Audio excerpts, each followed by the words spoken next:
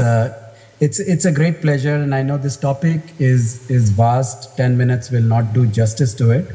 I started my journey in a small town in Bihar.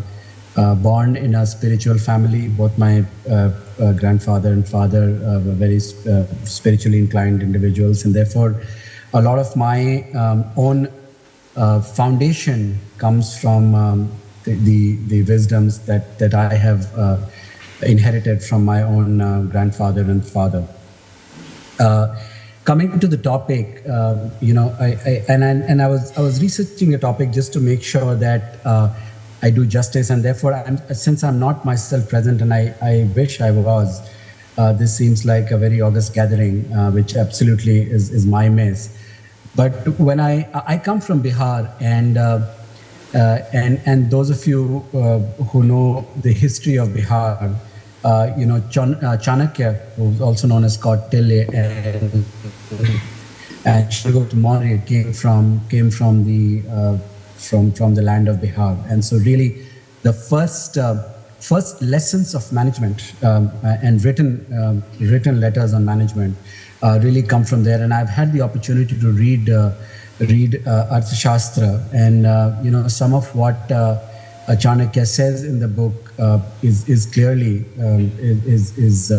is really about how do you. It's probably about running a state, but a lot of that is applicable to running an organization, and a lot can be derived out of that. So clearly, and of course, we have our Ved, a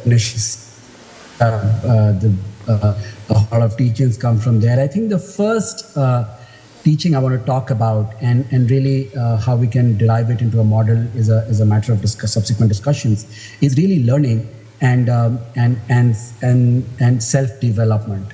So if a lot of the teachings that come from Vedas, Upanishads, and Bhagavad Gita is about how do you get yourself ready for the world. Therefore, how do you ensure that you develop yourself? How do you continuously learn and be on the path of learning? Never think that you've attained the maximum knowledge, because you have never really attained full knowledge. I mean, everybody's sitting here, and in fact, the practice of management is really about making sure that we continue to upgrade ourselves. So I thought that was one learning that continues to come out of self-management and self-knowledge and self-learning and development. And so I know the colleague Pandeyji before me spoke about karma yoga, and karma yoga and Vedant basically are all about managing self, and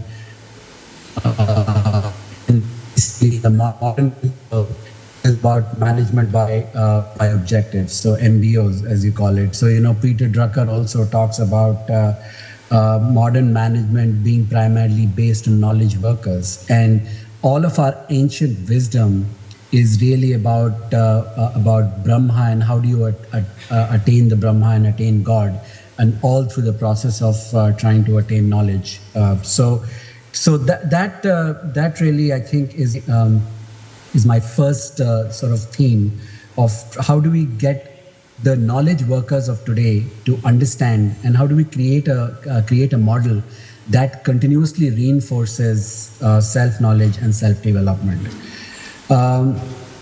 The second piece I want to talk about is really so Steve Jobs actually talked about and I quote that your time is limited, so don't waste it living someone else's life. Don't be trapped by dogma, which is living with the results of others people's thinking. And essentially, the inner voice that Steve Jobs is talking about is really the Atma or self.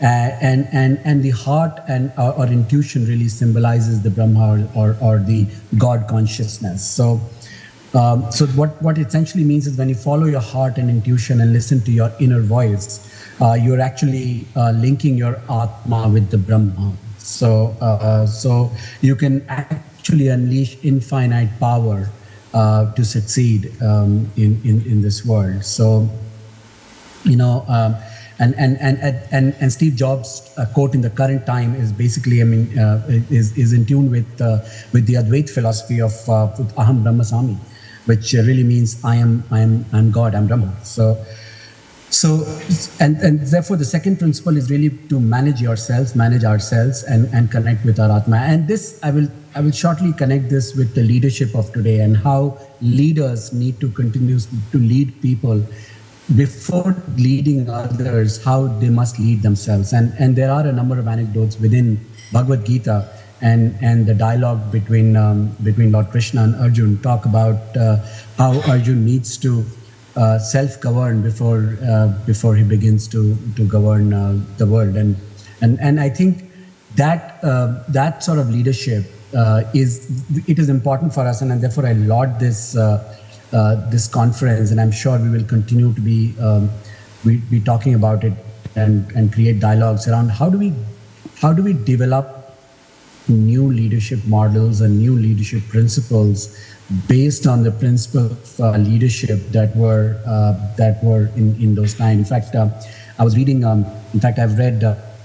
Just completed glimpses of the world history, and again by Pandit Jawaharlal Nehru, and we're trying to get into the author but there are places where it clearly shows. I mean, especially when he's talking about ancient India, when he's talking about the Aryan Kal, when he's talking about all the kingdoms that came one after the other in the ancient times, I think a lot of it was around leadership, around how leaders needed to lead by example. In fact, I must talk about the Gupta dynasty and subsequently, especially in the southern part of the country, the Cholas, the Chalukyas, right, going up to Angkor Wat and into the deep East Asia, and all of that was at one point in time. They were the Srivijaya, basically the Srivijaya, the rulers in that kingdom, and he beautifully talks about how the king was supposed to make sure that justice was delivered. How he was when he was trying to rule his people, it was important for him to disguise himself and go and the king had to disguise himself and go amongst public to actually feel how people are feeling on the ground. And I think if you take it back to the modern day management, a lot of our leaders are disconnected. And so I insist upon this group with due respect on really looking at a model that connects leadership with people on the ground. And I think there are enough and more examples in Indian history that talks of kings that were really connected to ground. Of kingdom they had. So I spoke about, I know we only have 10 minutes and it looks like I'm on time, but I feel like self-knowledge and self-development is one theme that strongly comes out for me. Self-governance and really trying to be and linking self-governance to leadership is a third theme. So broadly speaking, that's where I'll end. But this is like a vast topic, and 10 minutes, of course, in no way does justice. But I would have loved to hear others in the room, but I'll end there, Dr. Tomar. Thank you. Thank you very much, Abhishek Tiwary ji. You gave importance to learning and self-development, managing self and connect with our own Atma. One profound thing you also mentioned about bringing the examples of ancient Indian history to the corporate world so that people can feel more inspired. Self-governance and leadership should also be reinvented. I'm sure the group of experts sitting here will take note of it, and we will try to deliver what is expected from this conference.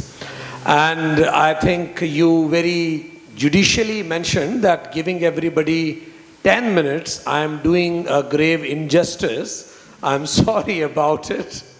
And yes, I agree with you in that. Even I want to know and listen more. So thank you very much being with us. Thank you, sir. It was so nice that you could take out time. Have a wonderful flight. Be safe. And when you land, you will have more stories to listen from us. Perfect. I look forward to it, sir. Thank you so much for the opportunity.